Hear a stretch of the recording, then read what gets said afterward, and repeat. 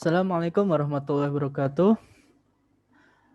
Perkenalkan, nama saya Muhammad Indah Sustia, nomor mahasiswa UIN Sunan Gunung Jati Bandung, dengan nomor induk mahasiswa 12050502123. Dalam kesempatan kali ini, izinkan saya untuk menerangkan bisnis plan yang telah saya buat untuk menunaikan tugas kewirausahaan. Baik, langsung saja kita masuk ke dalam filosofi. Filosofi yaitu adalah sebuah latar belakang juga pengertian dari benda ya, atau suatu hal. Baik, dalam hal ini optik. Kenapa saya memilih bidang usaha dalam optik? Karena optik adalah sebuah bidang usaha yang bergerak dalam bidang kesehatan, terutama di bidang refraksi optician, yaitu bidang medis yang menangani dalam gangguan penglihatan mata, terutama dalam bidang minus dan plus, di mana kekurangan tersebut akan dibantu dengan kacamata sesuai dengan ukurannya. Di sini optik berfungsi sebagai tempat yang bertugas dalam menangani dan menyediakan pembuatan alat bantu penglihatan.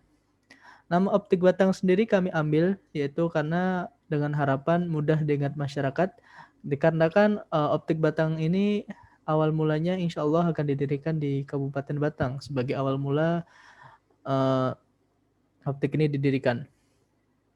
Kemudian kami juga memiliki visi dan misi, yaitu visi usaha kami yaitu menciptakan lapangan pekerjaan di bidang kesehatan, terutama dalam bidang optik dan refraksi optisi, serta menjadi optik pilihan utama yang inovatif serta kompetitif dengan memberikan pelayanan optimal kepada masyarakat. Misi usaha kami yaitu memberikan pelayanan paripurna, bermutu dan terjangkau bagi setiap golongan masyarakat. Yang kedua yaitu meningkatkan keoptimalan dan profesionalitas pegawai. Yang ketiga, memberikan pelayanan optimal dengan cepat, tepat, dan ramah. Yang keempat, menghasilkan tunggakan yang maksimal. Selanjutnya, tujuan. Adapun terdapat tujuan, yaitu terdapat beberapa tujuan dari didirikannya usaha optik batang, yaitu mencoba aktif dalam bidang bisnis dan kewirausahaan. Yang kedua adalah mengembangkan salah satu bidang usaha kesehatan Indonesia dengan inovasi baru, menjalin relasi yang baik antara pelanggan. Yang keempat adalah mendapatkan keuntungan atau laba.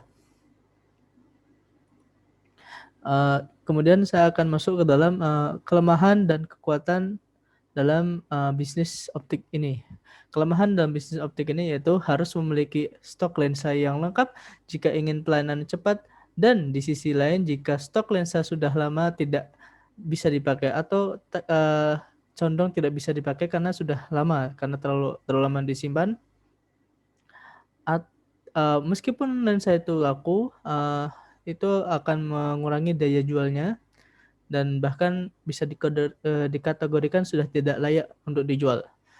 Kemudian ada pesanan yang tidak menentu karena kacamata yang bukanlah menjadi barang kebutuhan pokok melainkan kebutuhan sekunder. Jadi kacamata sendiri itu bukanlah seperti hanya kebutuhan pokok seperti pangan dan lainnya, terutama pangan yang setiap hari kita membutuhkannya.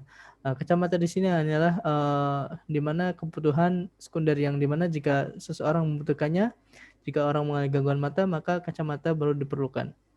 Kemudian kekuatan dari atau kelebihan dari bisnis ini yaitu adanya lingkup yang luas dalam lini teknologi kesehatan atau medis, harga yang tetap dan jangkauan pasar yang luas, berkembangnya dunia fashion dan teknologi di mana kacamata bertambah fungsi, di mana tidak hanya lagi kacamata itu sebagai alat untuk membantu membaca, melainkan untuk fashion, terutama bagi kaum muda yang modeling. Selanjutnya, strategi 3P1L, produk, pasar, promosi, dan lokasi.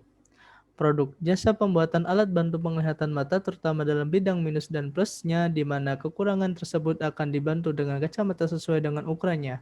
Optik berfungsi sebagai tempat yang bertugas menangani dalam pembuatan alat bantu baca berupa kacamata dan peralatan serupa. Dalam hal ini banyak sekali, bukan hanya di kacamata, optik juga menyediakan seperti halnya lensa kontak, di mana lensa kontak ini yang seperti saya telah sebutkan itu dia lebih condong ke fashion, untuk fashion, karena beberapa orang tidak memakai lensa kontak karena dia memiliki gangguan penglihatan tidak, namun melainkan untuk fashionnya.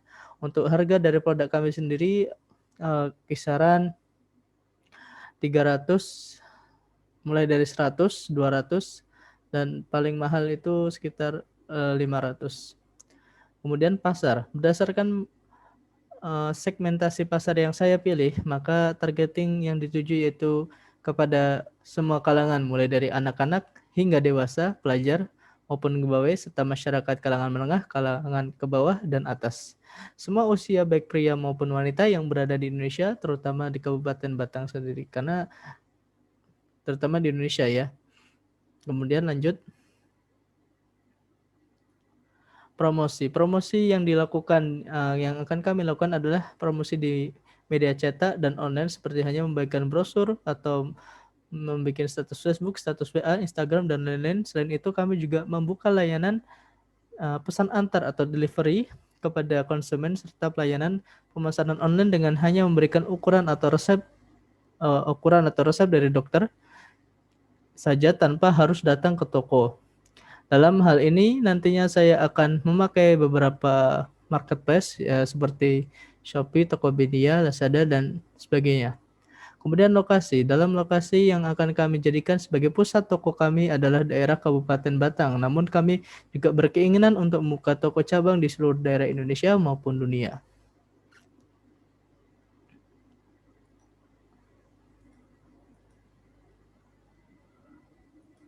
Baik, mungkin itu saja yang bisa saya sampaikan. Kurang lebih mohon maaf dalam video ini karena beberapa gangguan yang telah saya alami. Sekali lagi saya mohon maaf atas kekurangannya. Assalamualaikum warahmatullahi wabarakatuh.